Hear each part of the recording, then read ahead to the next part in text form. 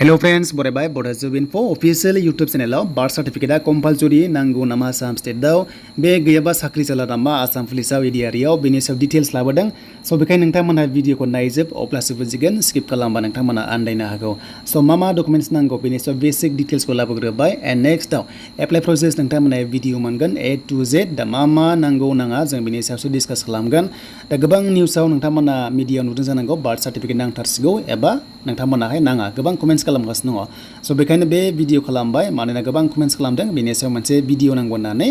दा लोगोफोर जेसेबांनो हायो नोंथांमोनजों शेयार खालामगोन माखासे इनफरमेसन एन्ड नोंथांमोना जास्ट नोंथांमोना भिडिअ नायलांबाय था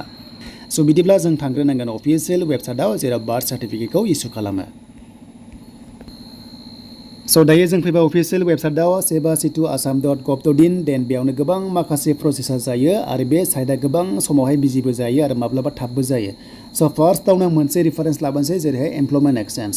एमप्लयमेन्ट एक्सचेन्ज गैयाबा दानि जुगाव साख्रि एप्लाइ खालामनो हाया स्टेट गभर्नमेन्टआव नाथाय सेन्ट्रेलाव बेखौ नाङा स्टेटआव बेखौ नांथारगौ थिग बेबादिनो मोनसे टाइमावहाय आरो कास्ट सार्टिफिकेट फैलायबाय कास्ट सार्टिफिकेटखौबो अनलाइन खालामनांथारगौ एबा खालामनांगौ नामा स' बियो दासान्दि एसे ओरैबायदि प्रब्लेम जादों स' दासान्दि खायसे खालामनो हादों आरो खायसे खालामनो हायाखै बाथ्रा जाबाय सिगांनि जि अफलाइन दङमोन बेजोंनो सोलिगासिनो दङ मानोना अनलाइनखौहाय दा लाथाराखै स' हायोबा दानिफ्रायनो खालामदो आरो बेखौ माबोरै खालामो नोंथांमोना भिडिअ मोनखाबाय डिसक्रिपसनाव दङ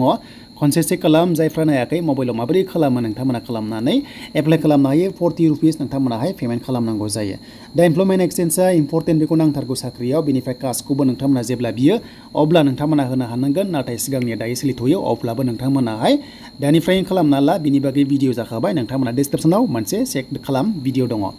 एन्ड दानिया फैबाय इम्परटेन्ट आपडेट बेनो जाबाय नाम्बार 3आव फैबाय बेनो जाबाय नोंथांमोननि बार्थ सार्टिफिकेट स' बे बार्थ सार्टिफिकेटखौ नांथारगौ नामा स' नांथारगौ नामा एबा नांथारा नामा दा खोथाया बेनो अफिसियेल दासिमबो नटिस फैयाखै जे बार्थ सार्टिफिकेटआ अनलाइन जाथारनांसिगौ आरो अनलाइन नङाबा सिगांनिया सोलिला होननानै दासिमबो अफिसियेल नटिस गैथ'वा नाथाय जेब्लासिम अफिसियेल नटिस गैया रावबो बुंनो हाया जे बार्थ सार्टिफिकेटआ अनलाइन जाथारनांसिगौ एबा अफलाइना सोलिया होननानै नाथाय लोगोफोर मोनसे बाथ्रा नोंथांमोना जेरै एमप्लयमेन्ट एक्सचेन्जआ दानिया अनलाइन नङाबा सोलिला अनलाइना सोलियो थिग बेबादिनो मोनसे टाइमावहाय कास्ट बेनिफ्राय बार्थ सार्टिफिकेटखौहाय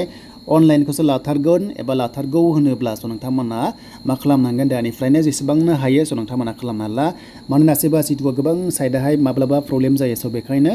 दानिफ्रायनो खालामना लाबानो जाबाय जेब्लानो बियो अब्लानो होनानै बायदि दा बाथ्रा जाबाय ADRE बेनिफ्राय आसाम पुलिसाव दायो सोलिगासिनो दंथ'यो सिगांनि बार्थ सार्टिफिकेट एन्ड बेनिफ्राय मोनसे अप्सन दङमोन जोंहा बार्थ सार्टिफिकेट गैयाब्ला मेट्रिकनि थ' नोंथांमोननि HS LCनि एडमिट कार्डआबो बेबो एक्सेप्ट जायोमोन सिगाङावहाय स' नेक्स्ट लेभेलाव बेबो सोलायनो हागौ स' बेखायनो बार्थ सार्टिफिकेट जुदि कम्पालसरि खालामबा आसाम स्टेटआव स' नोंथांमोना दानिफ्रायनो बेखौ इसु खालामना ला आरो इसु खालामा माखासे प्रसेस दङ आरो बे प्रसेसखौ नोंथांमोनाहाय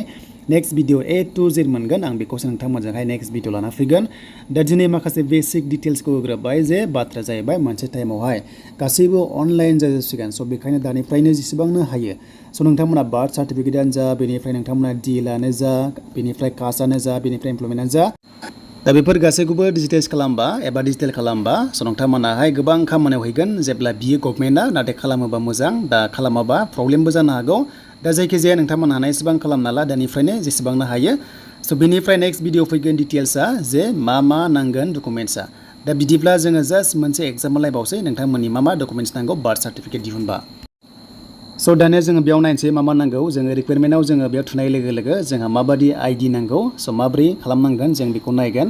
दा जायफ्रा नोंथांमोना भिडिअ नायाखै स' जोबजासिम नाय दा फार्स्टआव 1 नाम्बाराव ओरैबायदि बुंदों स्केन कपि अफ द एप्लिकेसन फर्म मोनसे मेन्डेटरि माने बेवहाय मेन्डेटरि होनाय लोगो नांथारगोन बेनिफ्राय रेजिस्टार हस्पिटेल बा गभर्नमेन्ट बा प्राइभेट सार्टिफिकेट रिगार्डिं बार्थ बा एजफोरनि थाखाय एनि वान जागोन एन्ड बेनिफ्राय स्कुल सार्टिफिकेट नांगोन एडमिट कार्ड जुदि 6 इयार्सनि बाराब्ला स' बेहाय नांगोन स' नोंथांमोना बेयाव नायबानो जाबाय नै एन्ड एफिडेभिट खालामनांगोन नोंथांमोना मेट्रिकनि स' नोंथांमोननि नांगोन थ' बेखौ लाना फैनांगोन एन्ड बेनिफ्राय एनि आदार डकुमेन्ट्स नोंथांमोना आधार कार्ड पेन कार्ड भटार ID जि दङ स' नोंथांमोना मोनसे आपल'ड खालामनांगोन एन्ड टाइमा जाबाय 10 डेजनि गेजेराव नोंथांमोननि बार्थ सार्टिफिकेटआ अनलाइन इसु जागोन आरो नोंथांमोनाहाय मोननो हागोन दा माखासे फिस दङ फिसखौबो नोंथांमोना पे खालामनांगोन स' जेब्ला अफिसियेल भिडिअ फैगोन नोंथांमोना फिन खनसेबाव एप्लाइ प्रसेस अब्ला मोननो हागोन गासैबो A to Z भिडिअ स' बेनोमोन नोंथांमोननि माखासे दिनैनि बेसिक डिटेल